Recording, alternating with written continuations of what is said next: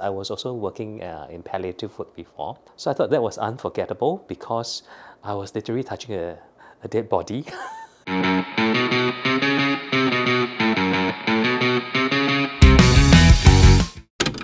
I'm Desmond, I'm 45, and I'm a social worker. Here are some stereotypical statements from the internet, and I'm here to comment on them. It's such a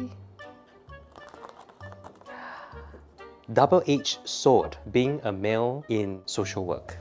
I would agree with this statement. I think the advantage will be that there are greater chances for us to work with perpetrators, sometimes also with male clients, and they may feel a bit more understood in this instance. On the other side of the situation is that sometimes it may be harder when there are female clients that have been victims, like for example abuse, and it's harder to engage them because they may feel threatened by just the gender alone. Traditionally, men shied away from showing and talking about emotions. So perhaps it's unsurprising that they are less likely to engage with or become social workers. I would say if this was like the very primitive age, then the tendency would be higher.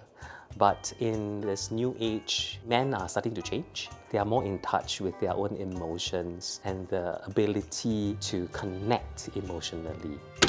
Certain professions and skill sets are gender dependent. The characteristics of a good social worker are empathy, honesty, compassion, and emotional literacy, which are all typically associated with women. I do agree women tend to be a bit more relational, but it doesn't mean that men can't do that too. I have seen men who are able to relate very well with people, so I don't think it's gender specific, but it's more in terms of maybe personality.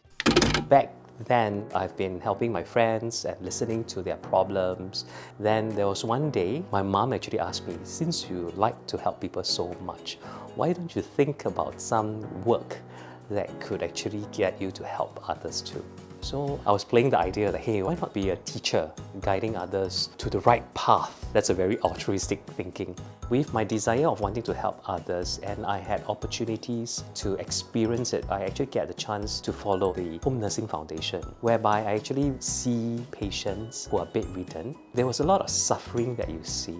So I think going through that whole process and knowing that I can play a part, not just in academic pursuits, but in other ways of helping a youth, helping an individual, and helping families. I think that marks my steps into social work. My parents were very open, both were very supportive, as my friends who were not social workers, and they were very willing to ask me, are there certain help that they could do as well? So being a social worker opened the doors to have such conversations. In the helping profession, I have actually worked for about 20 years. In the midst of this 20 years, 4 years of my work, I was actually a school counsellor for ITE. So interestingly, prior to that, I was actually a school social worker. So I was helping students who may be in the normal technical stream and some of them who have behavioural issues and all that. In Montfort Care, we had opportunities to do a rotation. So when the opportunity came about to come in to look at child protection work, I think that's something that I've wanted to look at and try it out. It's not an easy journey because I think with child protection work, there's always this part about injustice, especially for children that they cannot speak up for themselves. So when the opportunity arose, I think I jumped on the bandwagon and came in. When we look at child abuse cases, it can be very heart-wrenching. For some of the kids, they do have bruises. Some of the kids, they do have difficulty articulating safety. But at other instances, I also see that the parents may feel very helpless. They struggle a lot, not knowing how to actually properly manage the children. And some of these children may also have special needs. So parents get a lot more lost with this whole process of parenting So that's where things may get out of hand. They lose their parenting component and it becomes violent. I think to be able to see changes keeps me motivated. If I do see that parents are able to change the way that they communicate with their children, to me that's an important process. I think that gender plays a role in social work. There are cases that are sensitive. It's really a lot more looking at clients who may have difficulty with men. So I'll give an example. The mothers who may be abused may find it very difficult to trust men. So when that happens and you are a man, you go into a session thinking that you can connect with the victim, it gets very difficult, whereby she'll feel that, hey, I cannot trust you. You are a man like my husband. But on the other side, the benefits is saying that being a man, if you can connect with her on an emotional level that helps her to have that breakthrough, the association is broken. And in this day and age, I don't think a job is designated to just a certain gender. And being a man, I think we bring in a different perspective. We bring in certain understanding of fellow men too. There are many unforgettable moments.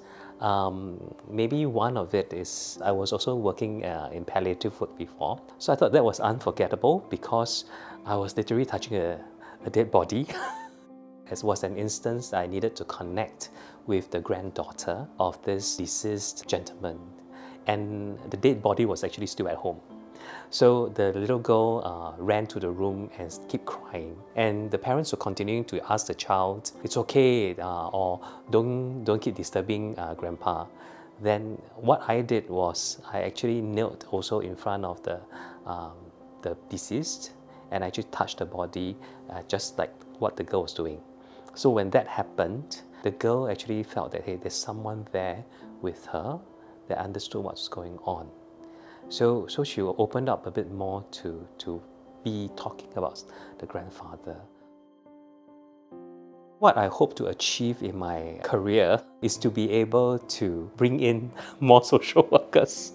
I think that's a necessary thing because in our area of work, it can be emotionally draining. So to be able to have more people coming on board to do this work together, I think it's a necessary process. So I hope that we can influence others to be coming in to do this contribution too. I think for men who are worried that this industry is very female-oriented, I think it's important for them to know that take the first step, to be able to appreciate what it entails. How can it not just affect you as a professional, but it also may help you as a personal individual.